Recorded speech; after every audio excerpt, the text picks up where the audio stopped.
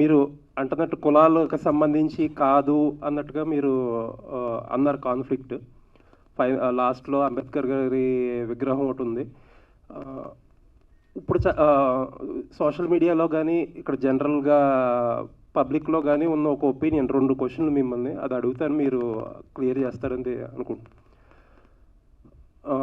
ఎక్కువ కులాల గురించో లేపోతే ఈ అంతరాల గురించి సినిమాలు తీసినప్పుడు కొంతమంది ఒక సెక్షన్ ఆఫ్ పీపుల్ ఏంటంటే, ఇప్పుడు అది బాగా తగ్గింది, అటువంటివి లేవు సొసైటీలో అని ఒక మాట అంటారు.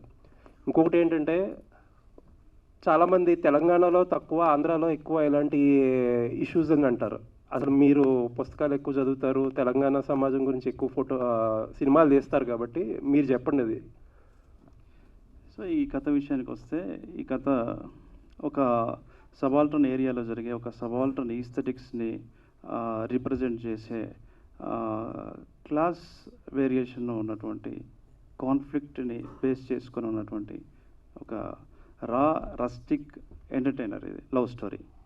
సో ఇందులో కులాల మీద చర్చ, మతాల మీద చర్చ, వాటికి ఇక్కడ ఈ సినిమాలో తావలేదు. చాలా కమర్షియల్ ఎంటర్టైనర్ అండి.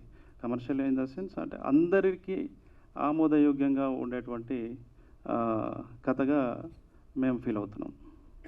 అంటే ఆ క్లాస్ అంతరం అనేది ఎందుకు వస్తుంది అంటే ఆటోమేటిక్గా ఒక హీరో ఒక వృత్తిలో ఉంటాడు, ఒకప్పుడు ఆ వృత్తి అంటే ఒక కులం, అవన్నీ ఇంకా మామూలు. మీరు సినిమా థియేటర్లో చూడాల్సిందే అది డెఫినెట్లీ. ఎందుకంటే చాలా చిన్న చిన్న న్యూయాన్సెస్ మీద బేస్ అయ్యి రాయబడినటువంటి కథ ఇది.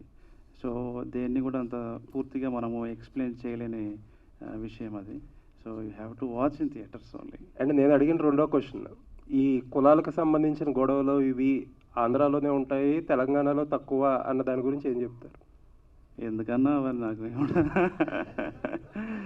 డెఫినెట్లీ అందరికీ తెలిసిన విషయమే. అంటే ఇక్కడ ఇక్కడ ఇక్కడ తెలంగాణలో ఏంటంటే మొదటి నుంచి ఇక్కడ కొంత స్లేవరీ అది ఉండేది. మీకు తెలుసు, తెలంగాణ సాయుధ పోరాటం జరిగింది. అందుకే ఇక్కడ 1-2 కులాల ఆధిపత్యంలోనే ఇక్కడ ఈ ప్రాంతం అంతా ఉండేది.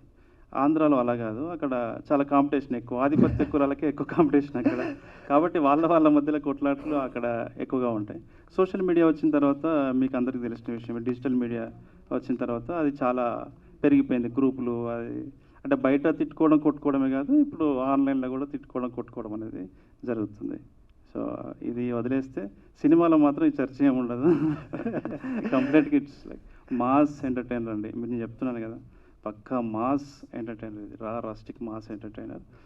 వెరీ వెరీ గుడ్, అర్థవంతమైనటువంటి సినిమా ఇది. డెఫినెట్లీ మీరు అప్రిషియేషన్ అయితే తప్పకుండా వస్తుందని అనుకుంటున్నాను. థ్యాంక్ యూ అండి.